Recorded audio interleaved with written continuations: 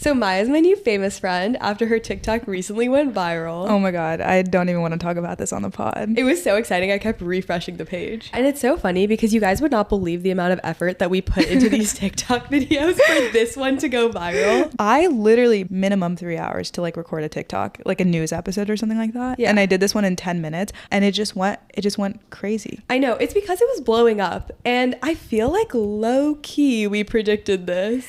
We did, because in our O3 episode, well, maybe we should give a little bit of context. Basically, the TikTok was on DeepSeek R1, which, I mean, the entire tech world was so like up in arms about this. And even this like release. The market reacted to that news. Yeah. We dropped a TikTok on this and it went crazy viral. But we actually covered DeepSeek V3 as a small portion in our O3 conversation like a month ago or something. It is interesting, and I definitely want to spend some time deep diving into it even more. Yeah, I'm honestly like halfway through the paper. It's kind of coming together. I'm no AI expert, but I really want to understand kind of the core fundamentals behind this model. Yeah, so keep an eye out for that. We'll definitely do a deep dive into DeepSeek and their new R1 model. They also just released another model. Yeah, Janus Pro 7B. It's a multimodal model as well. But we have some exciting news stories lined up for you today, so let's get into it. Welcome back to Get the Check. I'm Maya. I'm Anika. I'm Priya. Today we have a packed agenda. So this week in our tech news episode, we're covering Anduril's new factory, Arsenal-1, which is located in Central Ohio. We also have Meta's new update, or maybe just Zuck's new update on content moderation. And then finally, we're reporting on the LA fires, what the economic impact is, and also how did we even get there in the first place. But to start with our first story, we have Anduril Industries, which is a defense technology company. They've announced plans to build a massive manufacturing facility called Arsenal-1, located in Central Ohio. Yeah, so they're investing over $1 billion into this, and it's huge. It's 5 million square feet. They're also a $14 billion company and are rumored to have $1 billion in revenue, which Palmer Luckey has basically confirmed. He's the most famous out of their 5 co-founders. If you haven't... And I see why. Yeah, if you haven't listened to one of his interviews, honestly, fuck this podcast. Just go watch that instead. Wait, it's so entertaining. His vibe is entertaining, but also I took like one look at his picture and I was like, wait, what? This is Palmer Luckey? Well, he's so young. He sold Oculus to Facebook when he was 20 years old for $2 billion. Yeah. So Arsenal-1 was announced on January 16th, and their timelines are very efficient. It's something they stress as a company. They also are bringing a lot of economic benefits to Ohio. It's going to create 4,000 jobs, and that's just direct jobs. There'll be even more indirect jobs. Yeah, there's estimates of like 8,500 jobs indirectly. Yeah, because it doesn't take into account all the housing that needs to be built for these people and like the growth of the tech ecosystem. I think of it similarly to the way Tesla came into Austin, created their Gigafactory. That created like over 10,000 jobs. So that was at a much larger scale, but it's similar in that sense. Yeah, already before they even started the project, it's quoted as the largest single job creation and new payroll project in Ohio's history. Yeah, and they've basically already worked closely with Ohio state officials to get tax breaks, and they're going to continue to talk to them about what Anduril will be able to do because they've specifically picked a spot that's right next to an international airport. So I could totally see them flying their autonomous jets off of these like runways. I'm sure the Ohio officials will pay the price for the creation of 4,000 jobs. Yeah, this also marks a pretty significant expansion in Anduril. Prior to this, their largest facilities were around 150,000 feet.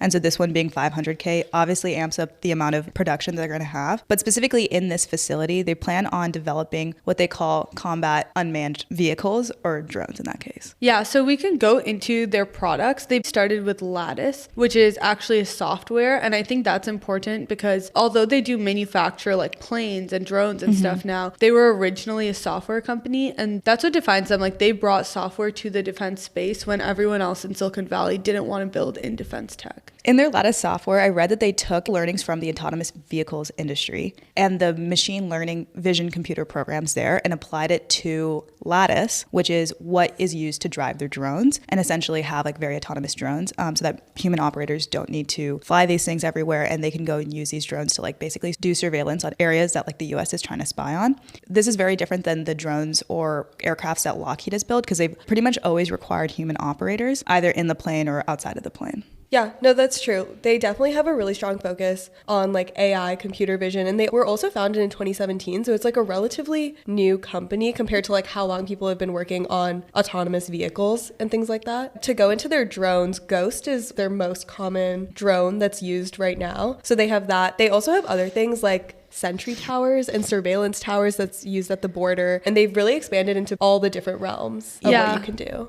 So they have the Barracuda, which is part of a missile family. Then they have the Menace, which is a utility vehicle, like a jacked up Jeep, basically. It's actually a crazy name. It sounds like a 16-year-old named it. Yeah, and it's like buying it in a video game, like maybe one of the video games Maya plays. They also have the Fury, which is like an F-35 jet, but it's all unmanned. Like it's F-35 jet without a pilot, which is cool. So Anduril acquired Blue Force Technologies back in September 2023.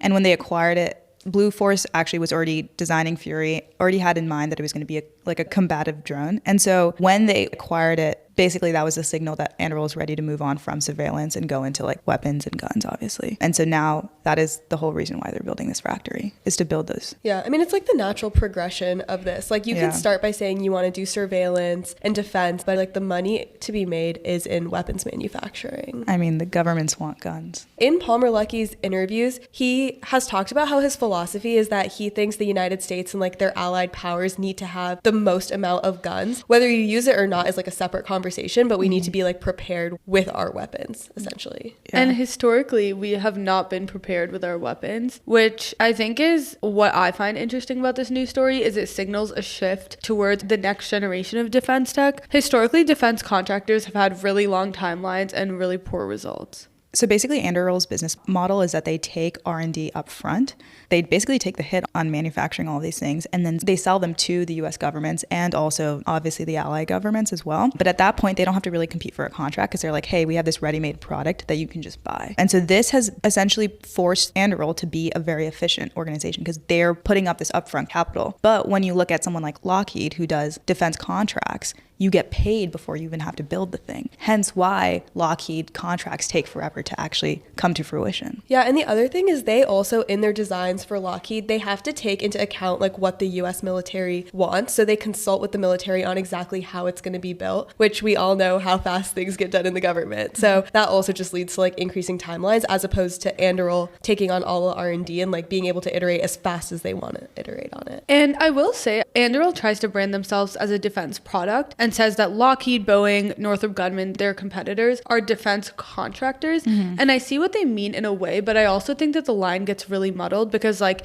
in 2024, Anduril won a contract from the US government to create these like unmanned F-35s that they call like the Fury. And they haven't built any of those like to this day. And they're planning on building them in this factory. So it's like at that point, how different are you really? And maybe you're not consulting with the government to the extent that Lockheed does, but you're definitely consulting with them a bit. Where I do think they're different is that I do think they'll deliver on timelines more like a tech startup would than the way like Lockheed would, where literally the newest ship, which is called the USS Gerald R. Ford, not as kitschily named as the Anduril ones, it took a decade and $30 billion to build. Yeah. How do you take a decade to build a ship? No, it's insane. Well, there was also the thing where they had a F-35 contract and they said that they were going to deliver 145 units, and this contract was from like years ago. And then they modified it in 2024 and they were like, oh, actually it'll get done by 2027, which is the same timeline that Anduril is saying that they'll be able to deliver their jets in as well.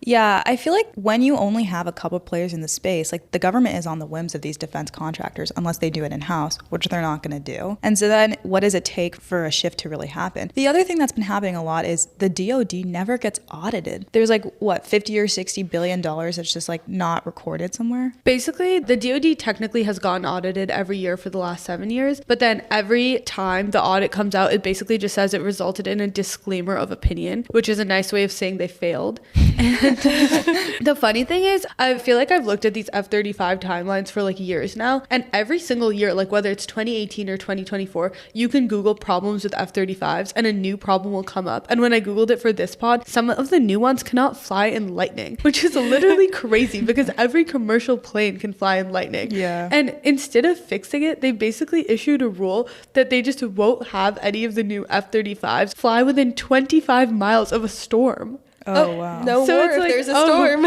Oh shit, there's a storm in Ukraine. I guess we'll just leave them to fend for themselves. Like, what?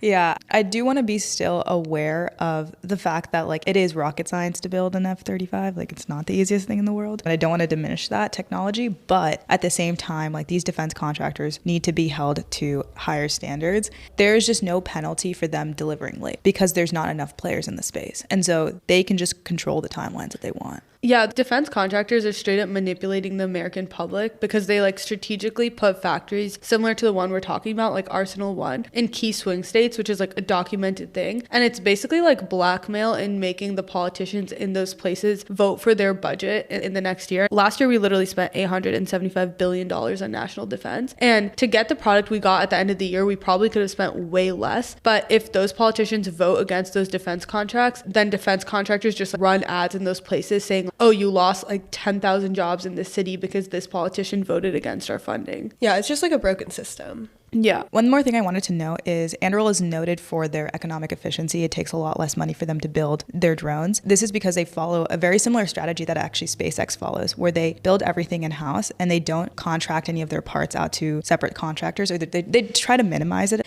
And this is because everyone's trying to make a margin on the part that they're building. If you cut all of that out and if you just do everything in-house, hire a bunch of smart people, and just try to make a margin on the final product, you're actually going to make a cheaper product because economies of scale doesn't apply here because there's not many people buying those individual parts. It's basically like SpaceX did to NASA what Anduril is now doing to Lockheed. Exactly. Which is just like the next gen Of defense. more It's similar to like tech-based. Tesla too. Yeah. Like Yeah. all of them. Yeah. Yeah.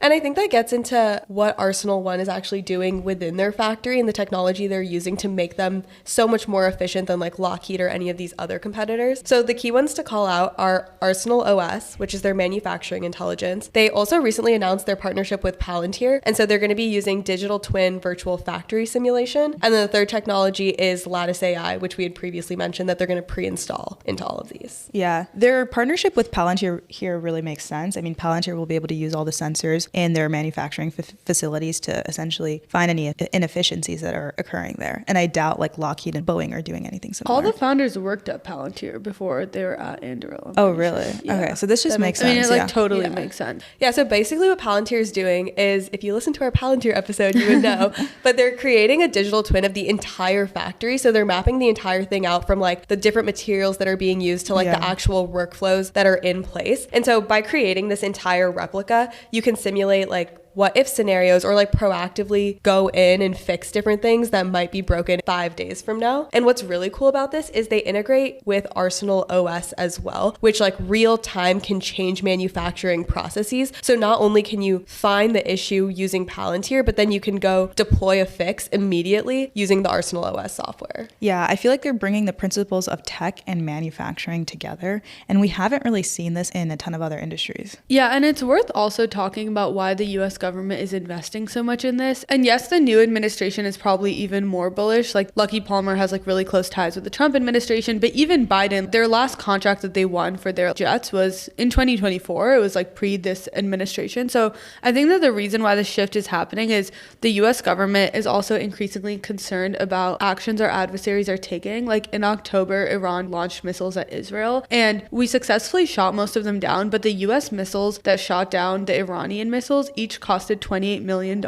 What? Yeah, and guess how much the Iranian missiles costed? What? Literally like less than the tuition to go to Harker. They were like $50K each. You're Like lying. $50K. But is that because of like the labor? Like it's just cheaper to build out in Iran? I mean, I don't know how much the labor difference is, but there's no way it's the difference between $50,000 and $28 million. Like that's orders Yeah. of magnitude. It's because they're way shittier missiles. But a But a shitty missile's a missile. Yeah, exactly. Like a shitty missile is still a missile. Yeah. And Lucky Palmer said that if we go to war with China, we would run out of munitions within 8 days, which is crazy. Obviously, we don't know what their military has, but you could assume that a war is going to last longer than 8 days. So It's also like with these drones and stuff they're making, like he's creating it to be like low cost, high efficiency, just pump out as many as possible. Whereas like Lockheed and these other contractors have been getting away with like barely scraping by, putting billions of dollars into these ships and stuff. And then like maybe you have something to show for it at the end. Like you have a jet, but it can't fly through a storm. I also think with Trump's administration, there's definitely just going to be a lot more funding for the DoD and a lot more emphasis on beefing up our military technology.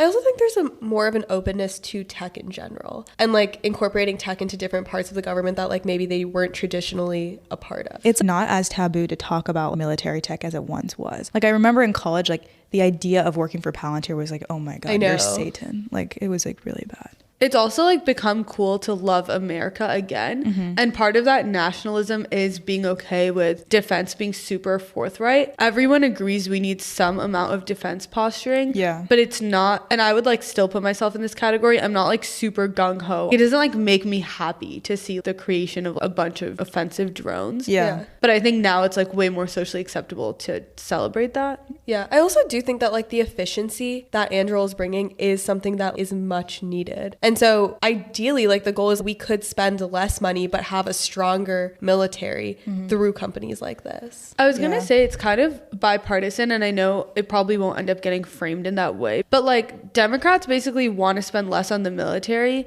and Republicans want a strong military. The conversation used to be like, how do we balance the two? But in theory, Anduril's given a solution where you spend the amount the Democrats want to spend, but get the results that the Republicans want to get. And that's like everyone's best case scenario, combined with the fact that Trump, at least as of now, isn't super pro getting into wars. Best case scenario where like you're not getting into wars, but if you get into one, then you have defensive capabilities. It's just an arms race. It is worth going a little bit into the ethical concerns. The main thing I would say is that Anduril is creating unmanned drones and planes, whereas historically there's been a person there, which creates a gray area where if someone in the US military is operating an Anduril drone and then there's a machine learning algorithm in that drone that decides like, oh, you should shoot here, and then it ends up killing a civilian, historically there is accountability for decisions. Like whoever in the military makes a decision, they're accountable for that.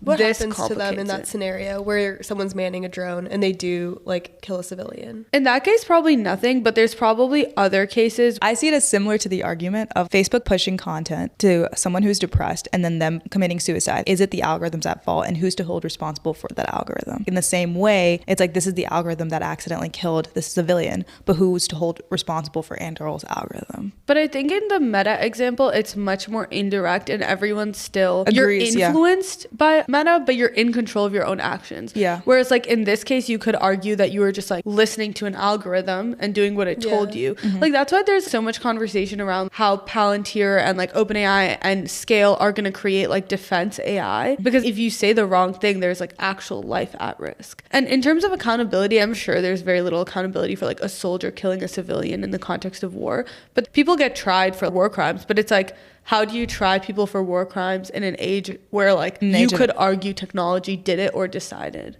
So right now is the consensus that it's on Anduril. If Waymos kill a person when they're driving, isn't it on Google? Okay, so to answer Priya's question, right now the military personnel making the decision has the same accountability that they did back when these things were manned. And Anduril has said that's a good thing. I listened to one of their interviews and they're like, that's good, there should be accountability.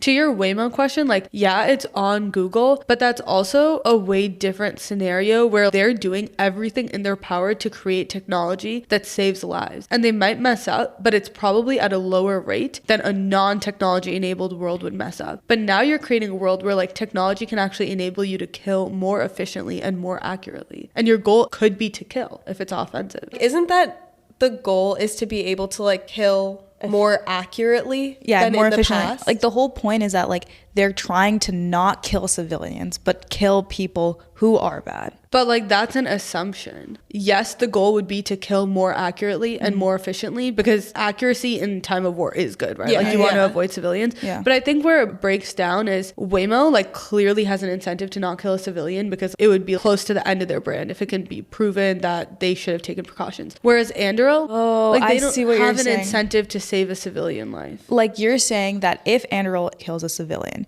you're saying that it's possible that Anduril could get off the hook way more easily than Waymo getting off the hook, because Anduril is meant to kill people. If that's used incorrectly but not audited as closely because it's just in the context of killing, then it could be very bad. Let's say you're saying like we're only looking for Osama bin Laden. Anduril could be like, oh, we have a technology that can literally identify everyone within 6 miles of this area we know he's in. Like we'll just kill all of them. and we can do it really quickly and efficiently. Which is similar to like what the military does today. But like today, when a person has to pull the trigger and kill someone, it's a little bit more difficult than when you can basically play war like it's a video game and you're sitting in your home. The things that people say to us in our TikTok comments, like, could they say them to us in real life? Maybe, but it's like, how many of those people are actually going to do that? Yeah. And sure, soldiers probably still feel like some amount of humanity in most cases, killing a child, versus like, how much are you going to feel if like you're literally just like if it's gamified. You're just clicking accept on an AI that's already made a decision. Yeah. It's just like different. That's not a reason not to do it. Like everything's going to head in that direction anyways. I think it's just a caution that everyone has about this industry. Well, pivoting more to Meta, Anduril and Meta are connected through Palmer Luckey. Yeah, basically in 2020, when it wasn't cool for tech to support Trump yet, Palmer Luckey was still supporting Trump very vocally. And according to the Wall Street Journal, got fired from Meta for doing this. Although Meta says it's not true. Got fired, got $100 million payout. Because you can't fire someone for a political contribution. And apparently Zuck was pressuring him really heavily to support the third party candidate. Wait, why? Because he just didn't want him to support Trump. It's all just really funny because now Zuck is like the biggest Trump fan after literally having a little fanboy. Yeah, he had to pay someone $100 million just because they wanted to like support the candidate of their choice, and now he's a fanboy. Yeah. I was obsessed with his little like makeover that he did for himself last year. His perm? Yeah. And the chain. I'm not a fan. Well, he kind of looked like an alien before. He still looks like an alien. Okay, but is it not way better? Dude, they all look like aliens. It was like alien 1, 2, 3, 4, 5 sitting front and center in front of Trump. Yeah, basically Zuck says he's a man now. He went on Joe Rogan and said the corporate culture is emasculated and neutered. What? Wait, yeah. I didn't listen to this interview. It was insane. It's actually the craziest interview I've ever seen. It's like Palmer Luckey level crazy. I feel like it's becoming a trend to just be a crazy little tech boy. Like Elon, it's Palmer just, like, Luckey, allowed. Zuck. Yeah. It's allowed now. Yeah. I feel like they all just realize that they're rich enough that they don't need to pretend to be good people. Because they've always been like this. Yeah, Zuck's always been on one. And if they're in Trump's good graces, like nothing will ever happen to them. Like there was a period of time where I feel like all of them were in trials with the government. But now with Trump as president, that's just not going to happen. They're like, we're free. The DOJ is not going to go after us anymore. The trials where like senators were asking Zuck how it's possible to make money on Meta when users don't pay a fee. And he was like, senator ads. Like, he was trying so hard not to laugh. Yeah. So a few weeks ago now, right before Trump's inauguration, Meta said that they're getting rid of fact checkers and moving to community notes. And on top of this, they're also relaxing guidelines around certain topics that they say are part of mainstream discourse. And on top of that, there's no more tampons in the men's bathrooms. And he says low performers are out. Honestly valid. She means that about the low performers, not the tampons.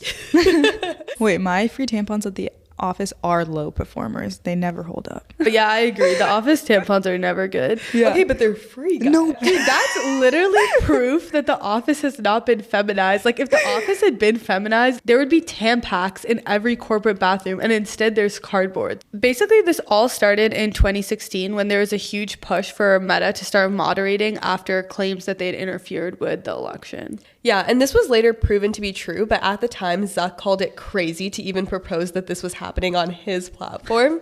But I do think it was clear at the time that this was the direction that social media was moving in, and there were no precautions that were taken at all, which ultimately led to like election interference, but also a bunch of other things that had happened in the past as well. And so as a result, in December of 2016, following the election, they said that they are going to begin flagging fake news stories with the help of users and fact checkers, which was basically just responding to all of this criticism that they got. Yeah, and then they also tried to use AI-based content moderation. I don't think it does really well. And then third-party fact checkers. They spent about $13 billion on these tools between 2016 and 2021. Yeah, they have have like 40,000 employees. Yeah. 90 fact checker organizations that are now all going to go under. Yeah. RIP. They also had outsourced human moderators across the globe, so they're all gone too. Well, I feel like those people just can be like the scale work for hire. Like the scale data labelers. Yeah. Like one of my high school friends is actually a content moderator at Google, and they have all of these perks. They bring in like puppies and stuff because people literally they're traumatized. No, that's what it's I'm not saying. a perk. No, it's not a perk, but like Google frames it as a perk because they're like, you look at like beheadings all day, but look at this little puppy now. Oh Wait, maybe my they'll God. pay for therapy. It's expensive these days. days. I guess your high school friend's out of a job maybe soon if Google follows the trend, but Facebook ended up moving to community notes. So X's community notes got zucked by Zuck, but for once he actually gave credit to Zucked by Zuck. Like, wait, sorry, can we stay on that a little bit more? like they always say like, oh, he zucked that when he like steals every feature from his competitors, but he never gives credit. And to his credit, he gave Elon a little shout out. It's because they're boys now. I know, he was super direct in his speech. I feel like this type of speech, like 5 years ago, you'd be out there citing like studies as to why you've changed your algorithm. He was basically just like, yeah, Biden gave me a ton of shit, and like now I can just do what Elon already does on X and use community notes. Yeah, they're just so straightforward now. A little bit more into why community notes is posed to be better is previously people thought, okay, maybe fact checking would be the better way. But it turns out if you use the community to fact check these posts, it happens a lot faster. The core base of the problem is that you want people to fact check as fast as possible so that when people are reading it, they know it's misinformation right away before it gets too late. Yeah, something that's interesting to talk about are these engagement life cycles and how long they last. So there was a study done at Cornell, and they found that 90% of all engagement on Facebook occurs within the first 30 hours after posting. And this study was specifically done in the context of January 6th. We all know that there was a ton of misinformation around that time spreading on all platforms, not just Facebook. So they specifically looked at Facebook and saw that they started removing content so late in the engagement cycle of when people interacted with this content that it was only going to disrupt less than 1% of predicted future engagement. And there's also studies that misinformation spreads 10 times faster than like legitimate news. Yeah. And so because of this, it is important to be able to like nip it in the bud as fast as possible. And that's something that doesn't always happen with fact checkers. Something that I actually thought about when I was reading this is like, how is community notes like that much different than the comments section? Can't you just comment, hey, this is misinformation? And then like that is the community like fact checking. But I think there's something different about community notes where it's front and center on the post directly. And that kind of visibility is just better than the comment section.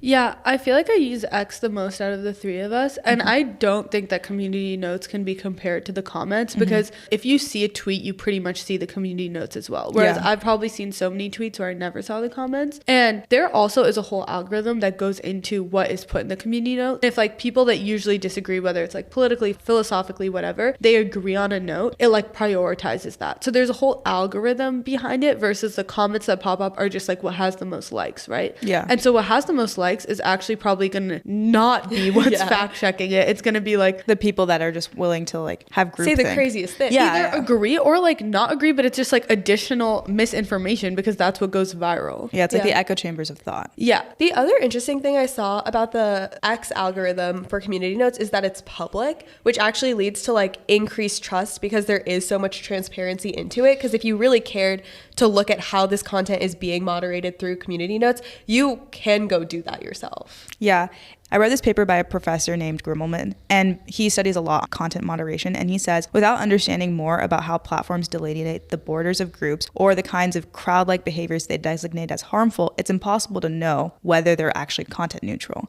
And so you really need transparency. And in that way, community notes is run by the community, but to the algorithm of like how that note gets generated is also very transparent. I feel like when I read a community note, it is always accurate. I do think they're relatively objective and they seem to always be truthful. The one thing is a lot of studies have shown that the amount of hate speech that's been on X since they switched to that model has grown exponentially. Like a USC study found that hate speech has increased 50% and the use of transphobic statements has increased 260%, which I guess all makes sense because you are moving to something that decreases limits on what you can say. So even if there's a community note, the thing is still out there. Yeah, because before it was probably close to zero if you have AI fact checkers just go in and like remove content. Yeah. Something that like I was also thinking about is Wikipedia has been a long used tool that uses community-based moderation. I know we always say, okay, like Wikipedia has to be fact checked or whatever, but I honestly treat Wikipedia as truth most of the time because of their model. And so it's like we've seen that Wikipedia has actually like skewed very correct and factual. Like, why haven't we ever tried to do something like that? Wait, that just gave me the best idea. We should create a Wikipedia page for Get the Check. Oh, we should. The Wikipedia point is really fascinating because I don't know, do you guys follow Elon's tweets? Not really. So I do, not by choice. They just come on the feed. That's X pushing Elon's tweets. No, but it's so funny you bring up Wikipedia, Maya, because Elon's latest thing that he's been hating on every single day is Wikipedia.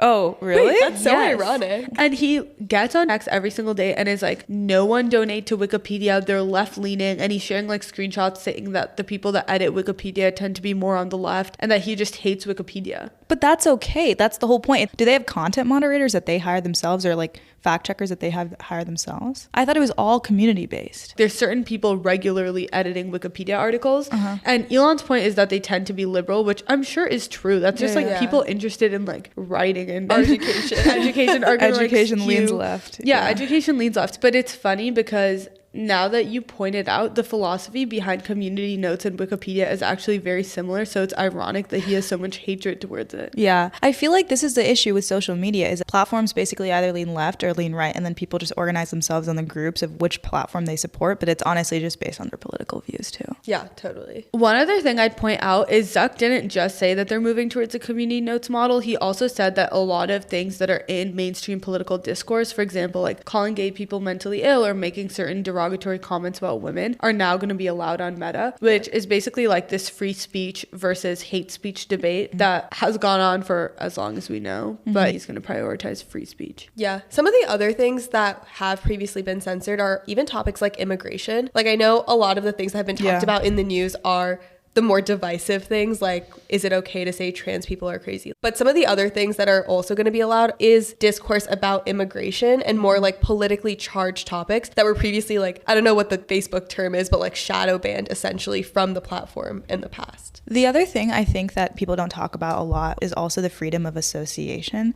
Someone has the right to associate with any party that they want to, and it doesn't have to be a public thing. Obviously, though, with social media, when you're following, XYZ follower, or you're like reading someone's posts, like Facebook can see who you're interacting with. And so whether that be public or private, Facebook basically can determine what your association is, and it's what they do with that that's not great. That makes sense. The one thing I do want to bring up here is that high profile celebrities and figures actually like never had to adhere to this set of guidelines on Facebook at all, which is crazy. Priya went down this rabbit hole of looking at all these Meta pages that got leaked. Yeah, I feel like our iMessage chat was just blowing up with screenshots of all the whistleblower Because things. it's insane. She's actually an investigative journalist, you guys. I was going to say the Wall Street Journal did like an 8-episode series called The Facebook Files, basically on these papers that got released. Yeah, and I'm sure there could be 100 given all the information. No, but 8 episodes, I think it was like 30 minutes to an hour each. Like, that's a ton of content. So basically back in 2021, Frances Hogan, who was a former Facebook product manager, shared tens of thousands of internal documents directly to the SEC. And this exposed Facebook for a ton of different things, but in relation to the conversation that we're having today, it exposed systemic failures in content moderation. There was also admissions of guilt in knowing the effects that the company was having on like society, politics. We all kind of know that they play a role, but there was actual tangible evidence that they know exactly what they're doing. So the first one that I wanted to talk about was X-Check,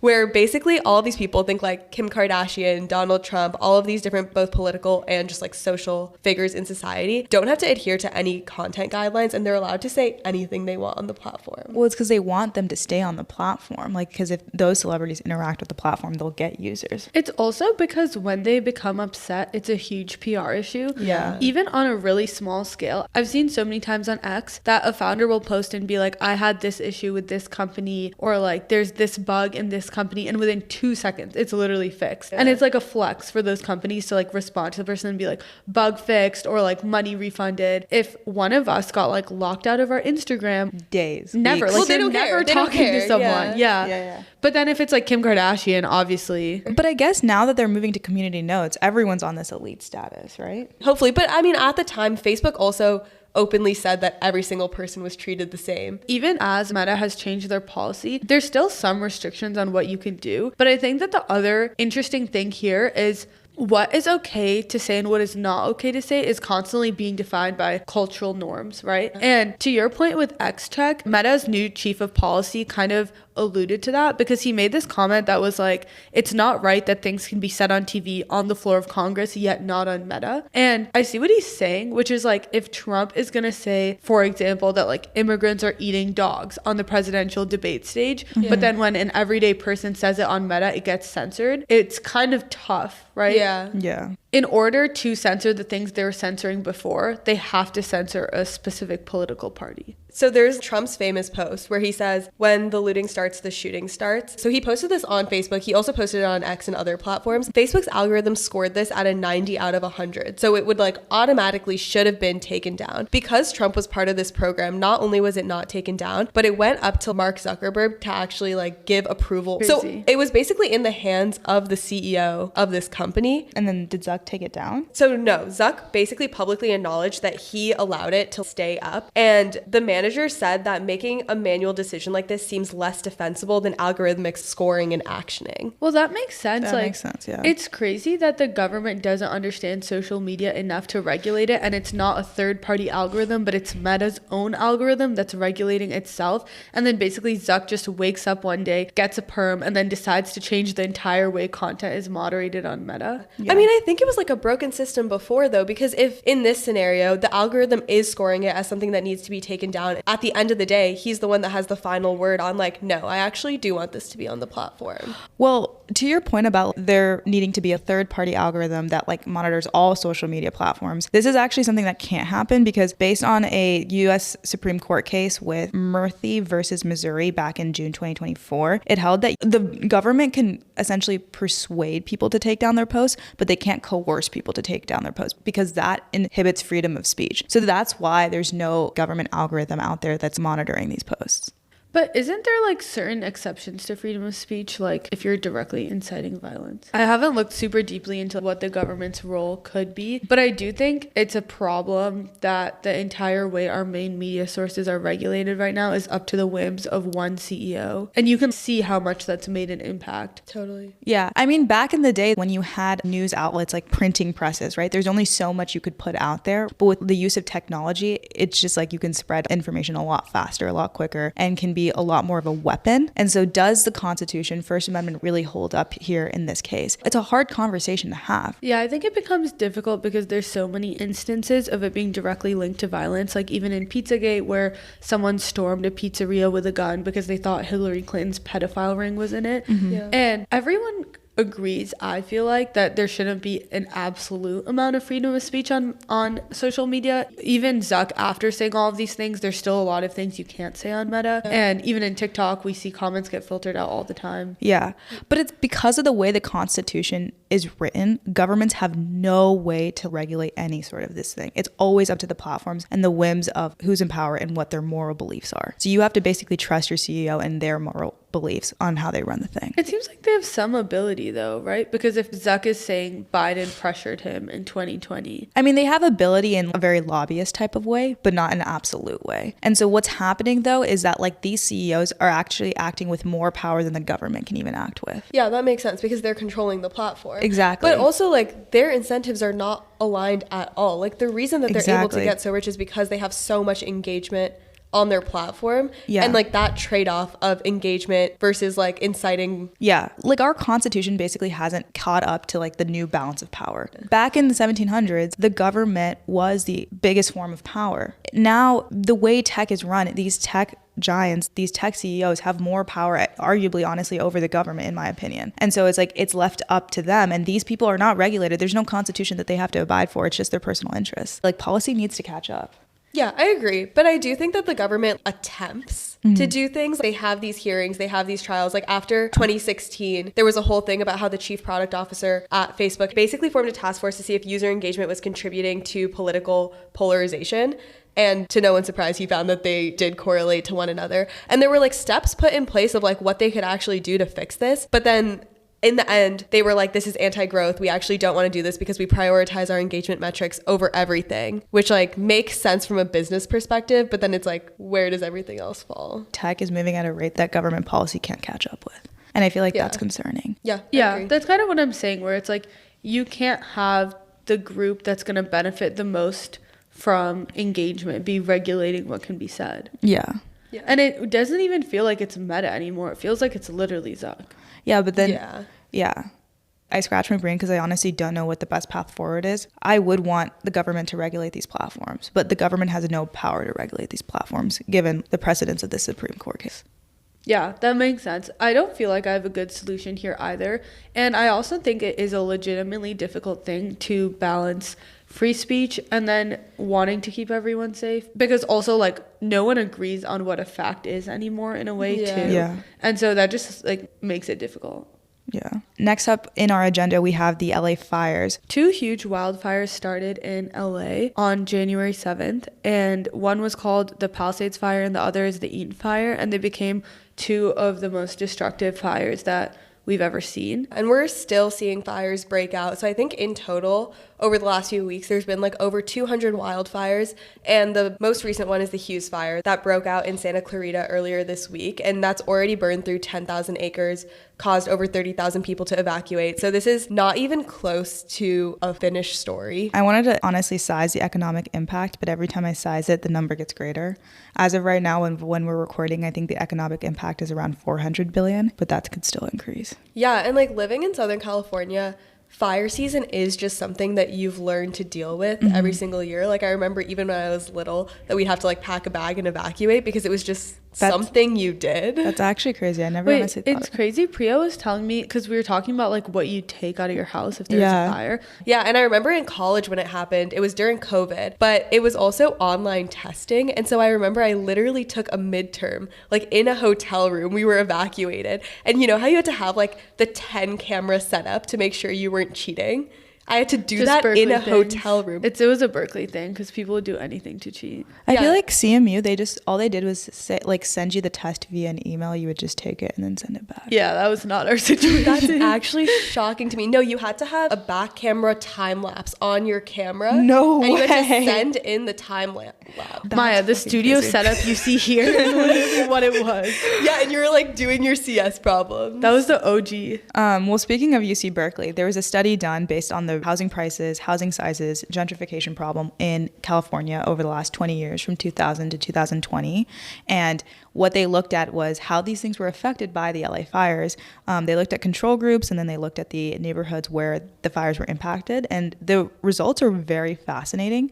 A couple of things that I think are counterintuitive is one, house prices went up, housing sizes went up, and they saw little to no effect to the gentrification problem. These fires have been 10 to 20x worse than previous fires in the past. But if you look at past data and that study, there's no reason to believe that there's going to be gentrification. Those are talking about the 2018 fires, right? No, it's talking about all fires throughout the last 20 years from 2000 to 2020. Oh, interesting. Yeah. I also think people have like a sense of community, do want to rebuild in the area that they are.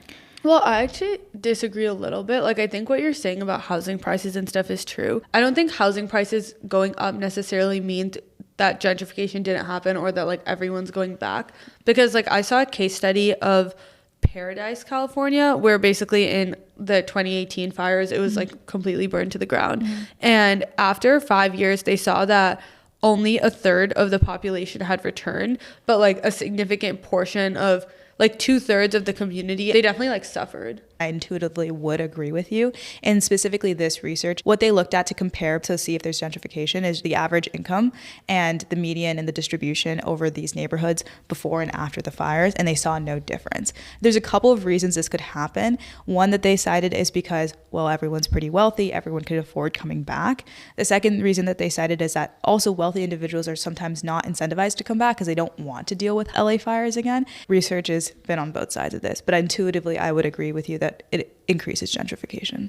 I also think like California property is just valuable. Yeah. Like regardless of where you are in California, People love their beaches. and people pay a premium to live in California. I think that the general idea is that over the course of the next like 10, 20 years, property values will rise so much that like any land that you can purchase in California, you should just get your hands on and build if possible.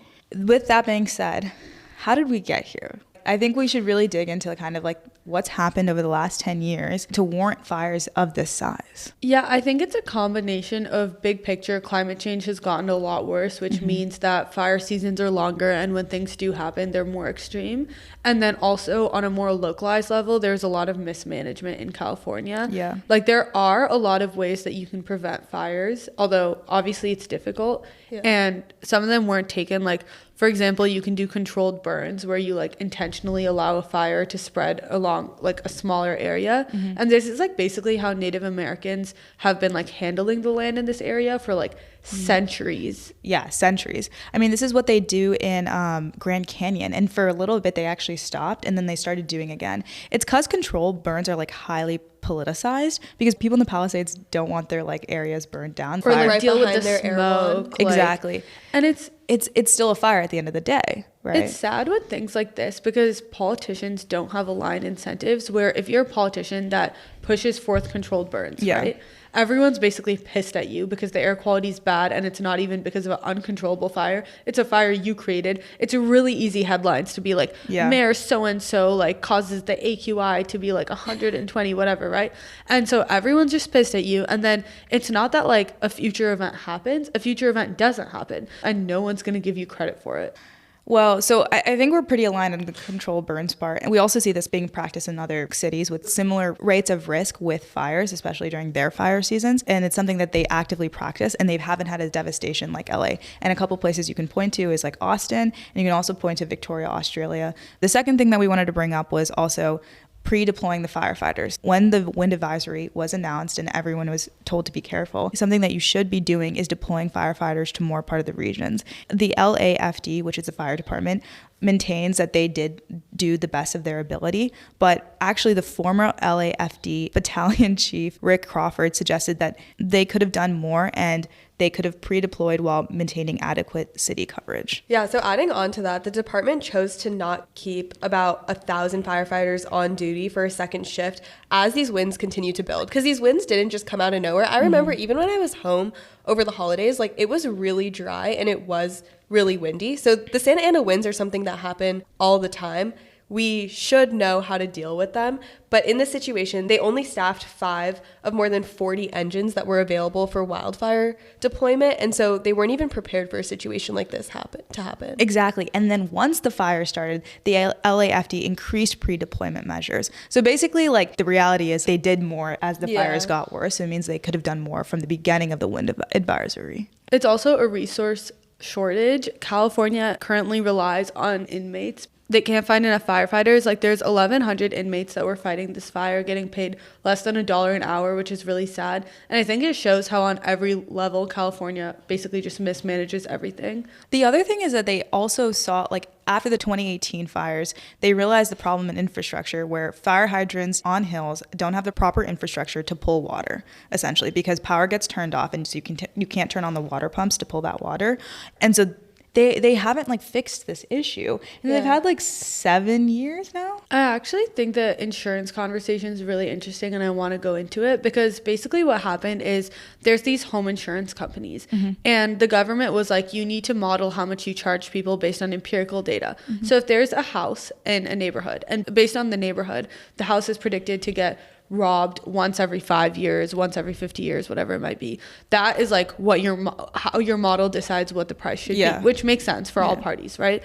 But then there's a difficulty that comes into play with climate change, where basically now these home insurance companies need futuristic models that account for like exponential growth in things to decide the pricing. And like at first the government was like, you can't actually do that and just like increase pricing based on that. But then over time, the insurance companies were like, well, if you're not going to let us do that, then we're just going to pull out.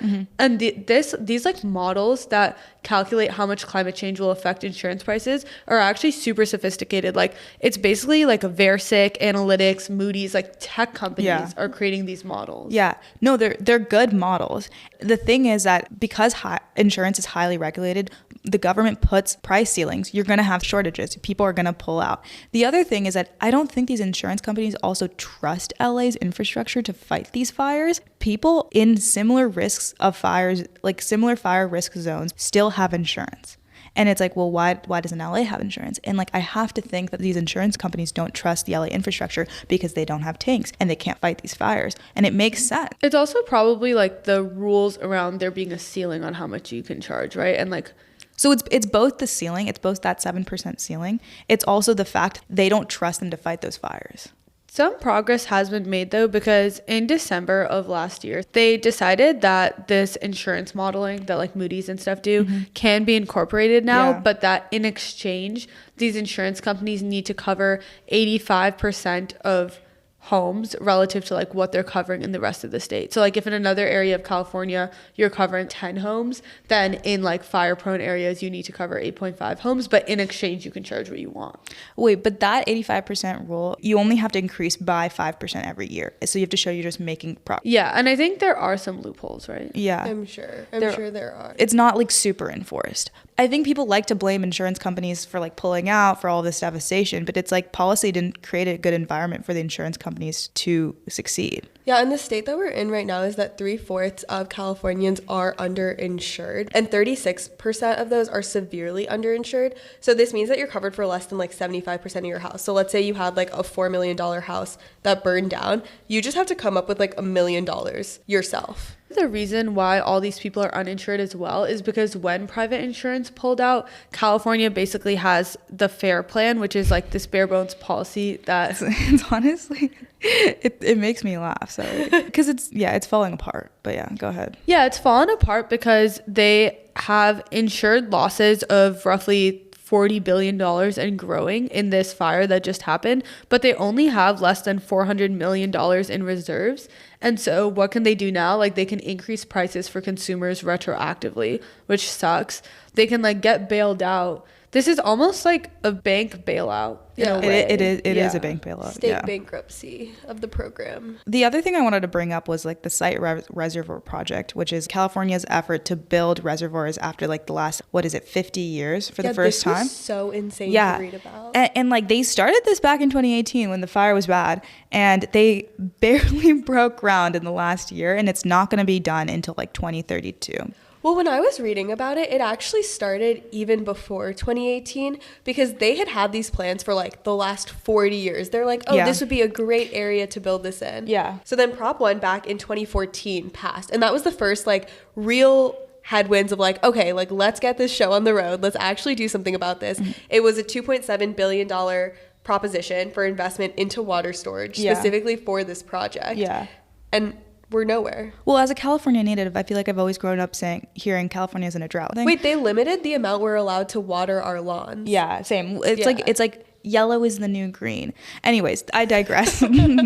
But what's really interesting about this story is that there's this law called CEQA, or CEQA. And essentially what it does, if I can like dumb it down, is that you can tie up any sort of infrastructure-based project in court if you say it's going to hurt the environment.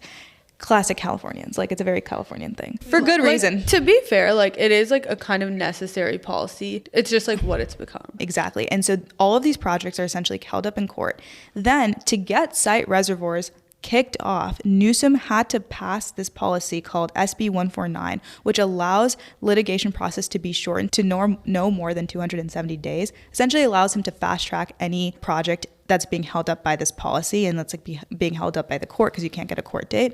And so he can just go hand pick and say, okay. He's like, this is important enough. Yeah, this isn't important enough, right? Even with this power, they're still not able to start this reservoir project. It's like, what is going on? I actually don't get it. I couldn't figure it out. No, I actually don't know what it is because now they're saying it'll be delivered in the 2030s.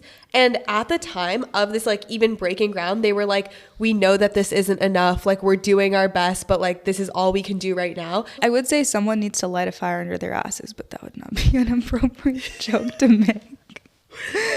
That's shocking. Deep end today. Sorry. And like this problem's only gonna get worse. Yeah. I honestly think that some of these areas more near where like the fire started are just gonna become inhabitable over time. And I think that that is like the future of climate change that we're gonna see. But I like don't think that's true. Like I think that they are perfectly fine places if California actually had like the infrastructure in place. Like get rid of all the shrubs that exist there that are like dead and burned and are just fuel for the fire. Build with like the correct materials and like make sure you have water to put it out if something happens. We have cities that show us that it's possible. I don't know, because like at least from what I read, it seems like because the wind was so bad, there wasn't the ability to like use a lot of the air support that usually gets used. That's true. There was a University of Davis professor that basically said that like Southern California had access to enough water to make like every like square foot affected by the fire have like 20 feet of water in it. And the issue was just like lack of air support, how quickly the fire was spreading. No, the issue was also the infrastructure, the inability access to the water. Like inability we have water. to get that water onto the fire was a hard part, which agreed is air support, but part of it is also these water pumps not having fire hydrants in like working in the hills. But like the fire hydrants, from what I've read, are not sufficient, and like they'd optimized it would have helped a little bit, but it doesn't seem like it would be like result changing or answer But there changing. were also houses like left standing that had been built with fire-proof materials. Like I don't know if you guys have seen the videos of it, but it'll be like an entire street of like houses that were burned down and then one house standing because it was built correctly. You can also have like sprinkler systems that actually like throw the water out. I don't know if you've seen, but people like would put hoses on their roofs, but there's actual sophisticated water systems that spray water outwards of your house, and you can set that up and you can have water piped to that. It's just that when power gets turned off, water pumps get turned off. Yeah, but I think there's like two situations. One is like how the infrastructure could have been used better in the present. And then the second situation is like if you optimize the city for dealing with fires by like building with correct material and stuff. And I do think that would make a big difference. I just don't think it's like financially something that they're going to figure out. Something I wanted to talk about is Trump, just because he's a good topic of conversation, argues that California lets all of its water go to the ocean. Breaking news, guys. Breaking news. And I want to debunk this myth on the pod with Anika. I was telling Maya that this was a myth a few days ago. The fucking Delta smelt. I got deep in the Maya Delta got smelt. deep over this one podcast and the fact that like California was trying to save the Delta smelt. Okay. They are trying to save the Delta smelt. Yeah. Which, if you're wondering, is just a fish. It's a 3-inch large fish. The environmentalists say that it's not really about the Delta smelt. It's about the salmon that you're trying to save. It's about the whales that you're trying to save as well. It's not even the salmon. I feel like it's just like the ecosystem of it's basically in Northern California, Sacramento and San Joaquin have a delta that's basically like really ecologically significant. Oh, and the smelt live in the delta. The smelt, the salmon. Yeah. And it's like freshwater and saltwater meets there. Okay. Yeah, and it's like freshwater from the mountains that are basically melting into the river. And there's certain regulations that basically have some water directed there, I guess. And it's been shown that it's only like 1.2% more water that ends up in the Bay Area versus like other areas of California than if they like didn't do this ecological project. So it's not like it's like you might as well. The reason, yeah. And it's highly politicized because it's in the Central Valley. And so Trump will obviously go on his platform, simplify the whole thing and be like, yeah, like California lets all this mountain water go to the ocean. That's not really true. Like all this water would never make it to LA, but it does make it to the Central Valley. And over there, Central Valley farmers really want access to this water. Basically, Trump was saying there was like a valve that you could turn on of like water flowing from Northern California to SoCal that just like hadn't been turned on or something like that. It basically like doesn't have to do with the fires and has to do with like farming. Yeah. And it's just like a whole debate between how much you want to prioritize like the fact that obviously farmers need water, but it's so tough because like if we just sacrifice the environment at every turn now to optimize for the short term, we're going to get like even worse fires down the line. And that's the whole reason we're in this mess to begin with. Yeah. There's like instances of cities and stuff starting to sue like oil and gas companies that have just like ignored spills in the area. Mm-hmm. And like I think there's one court that even found them culpable. Yeah. The reality of the situation is that there was enough water in the LA area. People just couldn't get access to that water. The fires were spreading too fast, and it was really hard to fly planes above the area to go and dump that water. So while we're debunking things, can we talk about the tunnels that are under LA? Oh my God. Basically, there's a conspiracy that the reason why the Getty didn't burn down is because it's like where all the underground LA tunnels meet. And if you're not chronically online like we are, the idea is that there's like tunnels under LA and there's even like a Starbucks in these tunnels. Yeah. And it's a way for celebrities. People have come out and said they worked in the Starbucks underground. I don't know if you guys people have seen being a those random videos. TikToker. But Okay. I was gonna say I don't really believe that. But no, go like, ahead. I mean, it's definitely not true. Put on your tinfoil hat. Go ahead.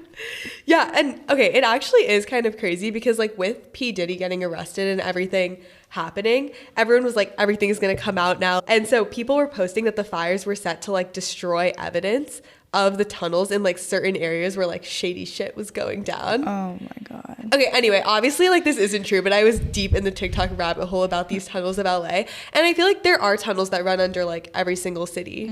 Really? Yeah. Well, especially from like war times and stuff like that. Like underground bunkers that were built and tunnels. That makes sense. And so there is some interconnectedness. If you're gonna build tunnels anywhere, I'd take them under LA. The traffic makes me so angry. And you don't even drive. And I don't even live there. So that wraps up our story on the LA fires. I know that the fires have affected a lot of people in LA, and being from SoCal, it is really devastating to see what's happening there. I do think that the city has come together in a lot of really positive ways. So that's really awesome to see. And I really hope all the wildfires get cleared up soon, because it has been almost a month now. But yeah, moving on to our next segment that Maya has planned for us today. Yes, so we are starting a new segment on the pod. As you know, our podcast is called Get the Check, and this segment is called Businesses That Shouldn't Get the Check. It's good. Yeah. I like it. Wait, I feel kind of sad because Maya was waiting to tell us the name of the segment all week. Fine. Wait, I think it's a good name. Like, it's not like a funny name, so I'm not going to laugh. Like, I thought it was it's so good. genius. I actually thought No, it was like it's so good. funny. No, it is good. It's like what I actually thought that you were going to say that. Like, I had this thought already. So we're starting a new segment on the pod. For some of our earlier listeners, we used to have Restaurant Pick of the Week. I don't really know what we were doing there, but We've iterated. yeah. And we're back with a better segment. The new segment is called Businesses That Wouldn't Get Our Check. And it's not about restaurants. It's about companies. So this week we're talking about JaaS. Job referrals as a service, which is a new and budding industry. There's this platform called Refer Me where candidates can basically post their profile, ask for like, I want referrals to XYZ company, post their resume, give a little blurb. It's essentially LinkedIn plus adding companies that you want to work for. Yeah, it was actually kind of crazy. It was literally like full stack software engineer, 2 years of experience, Amazon, Google, Facebook. Like, it was so funny. Wait, I was gagged when I was looking at this website. I was like, congrats, like you basically made free Ashby. What? Oh, never mind this. Okay. Wait, can you explain the reference? Oh, well, Ashby is like a recruiting service. Oh, did you use it? Well, everyone uses it. It's just like where you submit job Oh, applications. Basically, you pay $12 a month for Refer Me, and then you can get referrals to any company you want, like any big company that you want. I'm not going to lie. I know some of our friends that would eat that up. Yeah, I mean, individually it would make sense for you. But as a business model, I don't see this actually lasting. Well, someone made like $30,000 off of it. I feel like from the perspective of an employee and the perspective of a job applicant, I see the value add, but the company just really stands to lose. Yeah, because the way you think about it is, why do referrals work? Referrals work because employees are tapping into networks that recruiters can't get, right? And so you have an individualized network that is better than the recruiter because you have these connections. Now when you take the essence of that away and basically every single person is kind of looking at the same applicants, the only thing that you're benefiting off of is if the employee who's referring these people is good at screening applications.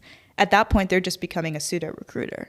And so then it's like, at that point, once it becomes easy to become a pseudo recruiter, the amount that companies pay for these bonuses will go down.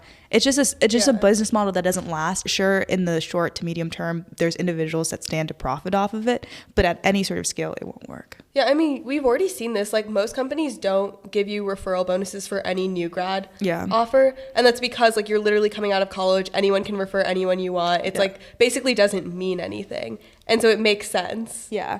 But I was actually thinking about this further because I was, like, shitting on it. And then I was like, honestly, there's just like some developer out there, maybe a couple of developers out there that made this like website. It's not a hard website to code up, right? It doesn't need to be like $1 billion. Not this again. Anytime we cover a company, whether it's Refer Me, where it's more understandable, or it's Scale AI, which is worth like $14 billion, Maya's like, oh yeah, I feel like I could have coded this up myself.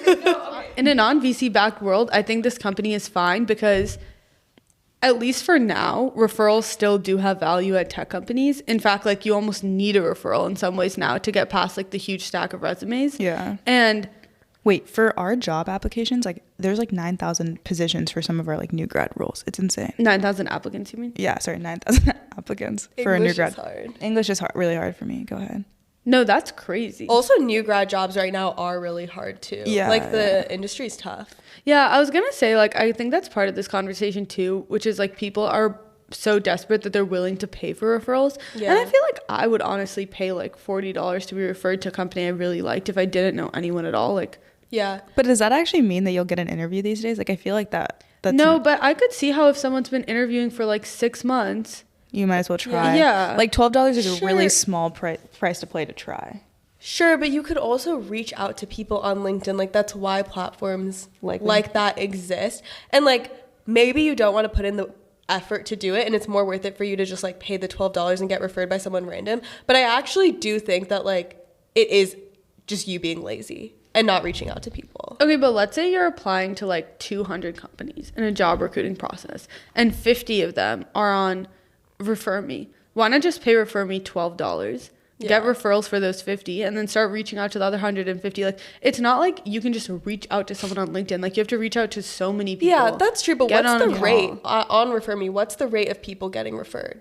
I don't know. They definitely don't release those Yeah, like, stats. but that's what I'm saying. Like, I feel like we don't actually know how successful it is at matching people. I feel like $12 is a small price to play. Like That's when you're like thinking about it from like ROI perspective. Yeah, ROI of what your perspective. salary would be. Yeah, there's also like tons of men these days that sign up for Grace Hopper because like Oh my Grace God, I Hopper, know. you basically can't Exclude exclude people. people. You can't exclude people. Yeah, and so like thought Grace it was Hopper a is just like woman's thing. it was meant to be a woman's thing, and now there's But now it's like MEI. yeah, so they'll pay like a couple $1,000s to go to Grace Hopper, and then they'll just look for jobs instead there of getting it for free. instead of getting it which for is free. what the girls get it. Yeah, There's like obviously like scholarships that you can like get paid to go to Grace Hopper for, but like some girls also just pay to go. It's like Girls pay thousands of Yeah. dollars. yeah, it's the price of recruiting. Grace Hopper, like it is a conference exclusively for women to like make sure that there's like more women in tech, like promote all of that, and it is really good, but it's also like a huge recruiting fair. Yeah. And so they'll do interviews on site at Grace Hopper. Just like objectively, like these interviews are shorter processes than what you would have to go through if you went through like a traditional recruiting. Well, that's like across every industry and all diversity hiring. Because like I went to a lot of the investment banking diversity like 3-day things the banks would hold when I was like a sophomore and a junior. And like the interview is intentionally easier. I feel fine saying that. Yeah, but now there's like men because they know they're like, oh, these women are only getting in through things like Grace Hopper, and like Grace Hopper won't say no to people. So it's just these like Indian boys that are Yeah. going to Grace Hopper, doing the interviews Yeah. and getting the jobs instead of like who they're. But I meant to don't get be. it because like if you're at a women's conference and you're interviewing and a man comes, aren't you like, you're weird? Yeah, I don't know. I mean, it's just like the price of recruiting at this point. It's like worth to sink some amount of money in. Even in other ways, like interview processes have gotten so long. A lot of times you'll like shadow someone at a job and they'll just like pay your salary for a day before they hire you. Like the entire job recruiting process, I feel like has just gotten really competitive. Well, yeah, I just see it as like the job recruitment process evolving with technology. I also think they've paused hiring at a lot of companies. Not that they're laying people off, Yeah. but they want to see how they can use all of these tools to improve efficiency internally with like who they have, Yeah. as opposed to like hiring people that they might in the future then have to lay off. Yeah. Which I do think makes sense as an approach with like how technology is moving. Yeah. But it is just like an unfortunate reality. I mean, job recruiting is always going to be a problem. It's just like what competitive advantage do you have against your competitors to like essentially hire and recruit better and faster? It's basically the scale of quality versus how much time you're going to spend. Yeah, that all makes sense. Well, I love the new segment, Maya, of companies that we wouldn't write a check for despite us not having any checks to write at the moment. I see it in our future. That wraps up today's episode. Next week, we are going to be talking to Daniel, who's one of the co-founders of Gentrace, which is an LLM eval platform. Our first interview episode came out last week, and we had a lot of fun doing it. We hope you guys enjoyed it too. And so we're excited for our second one to come out. Yeah. Thank you. Bye. Bye.